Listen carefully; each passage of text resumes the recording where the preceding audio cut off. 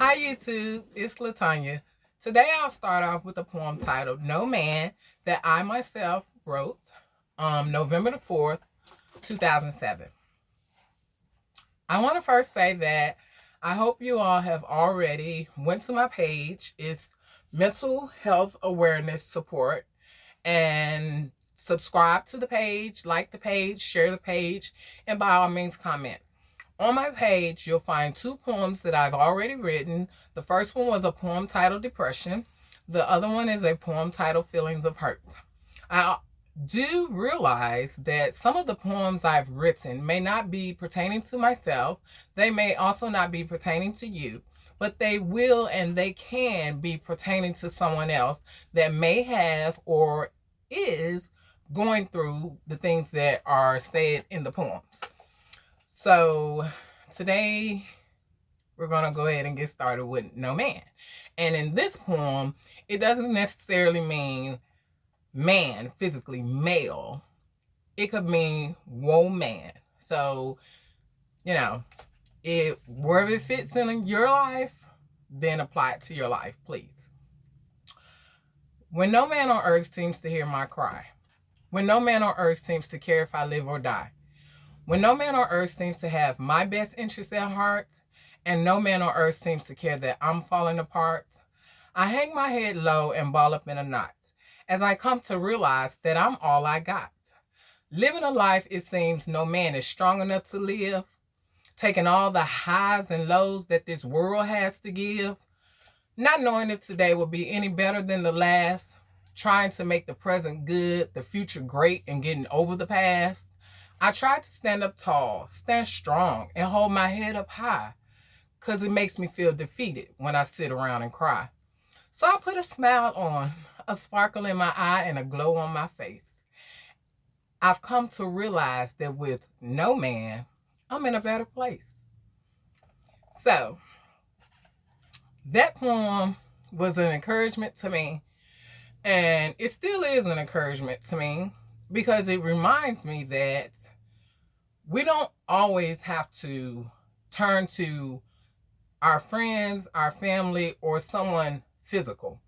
Sometimes we can turn to whomever our higher power is. Now, I'm not trying to get spiritual in this video, and I'm not trying to push my religion on anyone. So, whatever your religion is, whomever your higher power is, turn to that higher power as well, as long as with the support group that you're going to or that you're with, as long as with your friends and family. Realize that you're all you got. Realize that it starts with you fighting depression, fighting bipolar, fighting mental illness. If it's your depression and if it's your bipolar, if it's your mental illness, then fight it. Like I said in one of my last videos, I think I said depression can be won, but the words that I really wanted to use is that depression can be healed. It doesn't always need medication. Sometimes it needs meditation just to get over it. Sometimes you need quietness. Sometimes you need other things to help counteract the thoughts that you may be having. You may be having suicidal thoughts. Who do you turn to at that time? You can't always pick up the phone and call your cousin or your aunt or your sister, your brother, or someone in your family or your friends.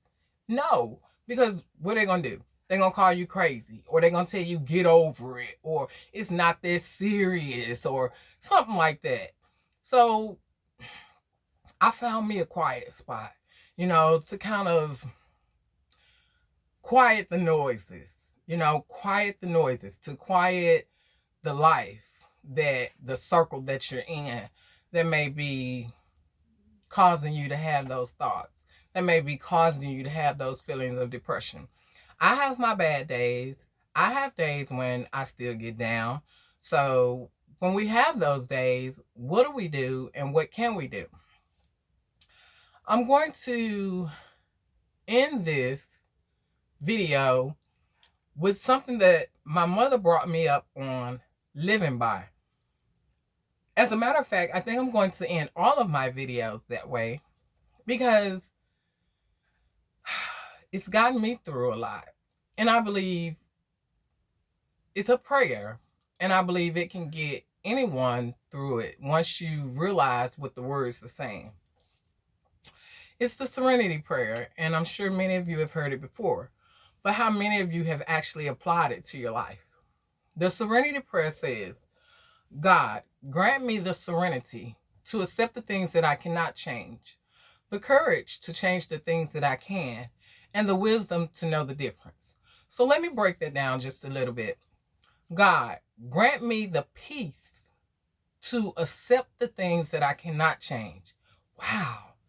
Grant me the peace of mind to accept the things that I cannot change. So let's go back to my poem, Depression. In the poem, it says someone molested you, and you held that in and never told. So if that's you, then you want to say, okay, God, grant me the peace of mind to accept the fact that I was molested. First and foremost, it was not my fault. That's the first thing. It wasn't your fault, if that's the case for you. Or it may be something else you need peace with. I'm just referring back to my poem because it's what I can refer back to. So, God, grant me the peace of mind to accept that I was molested. Okay? Grant me the courage to change the things that I can. So you can't change that you were molested. So what can you change now? What can you change about that? How can you change that now in the present? Okay? And the courage to know the difference between the things that you can and cannot change. The wisdom to know the difference between the things that you can and cannot change. Because once he gives you the wisdom and the knowledge of knowing that, hey, you can't change that, so you can't keep dwelling on that. You can't let that keep you in the past. Like the poem I just read, trying to get over the past. You got to get over that past. So you can't change that. So again, God, grant me the serenity to accept the things that I cannot change, the courage to change the things that I can, and the wisdom to know the difference. So on that note, I'm going to leave you, YouTube.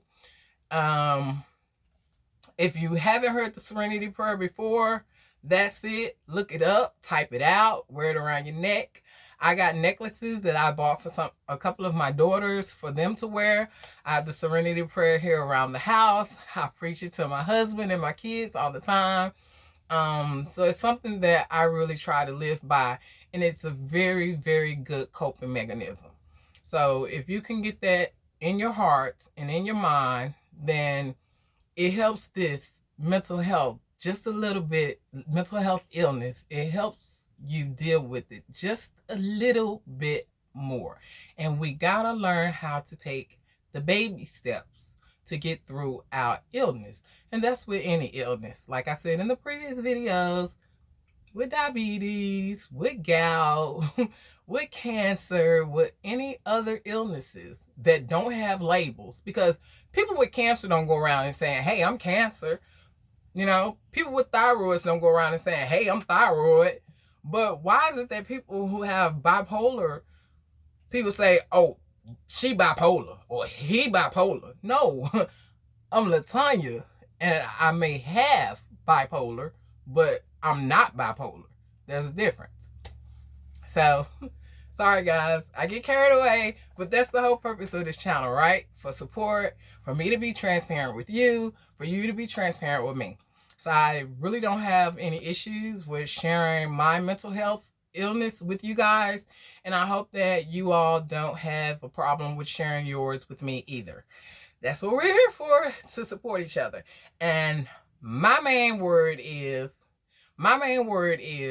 let's stop being silent. So stop being silent, okay? That's our thing. Stop being silent. Everyone say that with me. Stop being silent. We gotta talk, okay? That's the only way we're gonna deal with what we're going through. Here and here. Love you guys. See you next time. Bye.